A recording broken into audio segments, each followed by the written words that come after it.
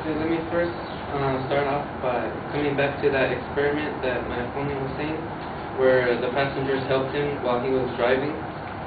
I'm sure the passengers knew it was an experiment, so of course it would be different than in actual real life if someone was riding in the car with you. People usually don't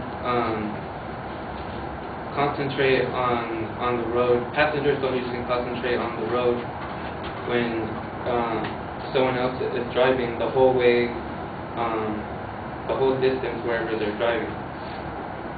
That's why in real life, usually people tend to have conversations in the car and not both driver and passenger focus on the road at the same time. He also states an example that that car accidents dropped after a ban was passed on cell phone use. But I have an article here by the Highway Loss Data Institute, which is a nonprofit organization funded by the auto insurance industry. It compared monthly collision claims in 4 states that have banned handheld cell phone use before and after the ban took effect. The Highway Loss Data Institute's research indicates that car collision rates didn't change after bans went into effect, and they didn't change for nearby states without such bans either. And that suggests that bans have no effect and therefore shouldn't be put in place with our law. And I have an article from gearlog.com which reports that insurance industry researchers say they're not sure that the use of cell phones leads to more car accidents. While conventional wisdom has been that holding a cell phone and talking while driving is hazardous, crash data doesn't clearly show it. What's more amazing, the conclusion comes from the Highway Loss Data Institute, an arm of the insurance industry that generally finds most every aspect of driving to be dangerous to motorists and by coincidence to insurance industry loss reserves. The HLDI, which again is the Highway Loss Data Institute, never fudges numbers, but sometimes there are multiple ways to look at data. A graph of automobile fatalities since statistics started being kept 100 years ago shows a steady downward slope when you adjust for the growth in population and miles driven.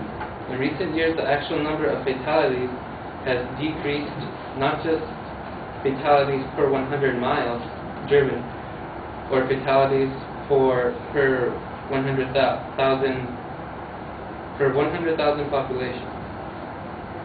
Note also that one accident can have many apparent causes once the data gets massaged. If a 21-year-old drunken man comes home late from a bar, forgets to fasten his seatbelt, rolls his SUV, and was talking on the cell phone at the same time of the accident, if it's a fatality, then 8 factors could get credit for the traffic fatality: being drunk, no seatbelt, rollover accident, nighttime accident, cell phone related or distracted driver accident, youthful driver, male driver, and top heavy SUV. It can be logically concluded that being drunk was the cause of the accident, and no seatbelt was probably the cause of it being a fatal accident. But if someone's writing a story or testifying before Congress on the hazards of their pet project danger, they've got statistics to buttress their argument. Better, it should be like football, where 2 defenders can tackle the quarterback, but each gets credit for half a sack. So, just to summarize that, accidents that get reported, they get placed in the category of distracted driver or cell phone use. But once again, that just means that whoever crashed the car happened to be talking on the cell phone at the time, which doesn't necessarily mean that the cell phone was the cause of the accident. They could have been drunk or any other kind of driving impairment.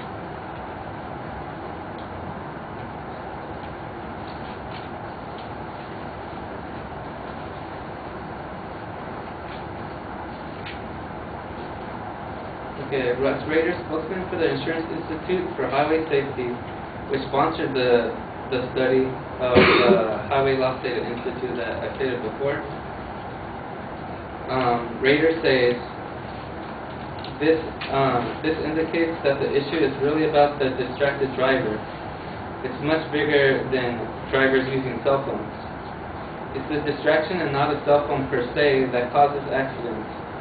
Tuning the radio, selecting a song on the iPod, programming a GPS navigation system, eating French fries, digging a purse for change while approaching a toll booth on the Garden State Parkway, or turning around to scream at the kids. All done while behind the wheel are things that distract drivers and could potentially cause collisions. People have been driving distracted since cars were invented, Rader said. Focusing on cell phones isn't the same as focusing on distracted driving. Distraction is what has always caused car crashes, and cell phones don't appear to be adding.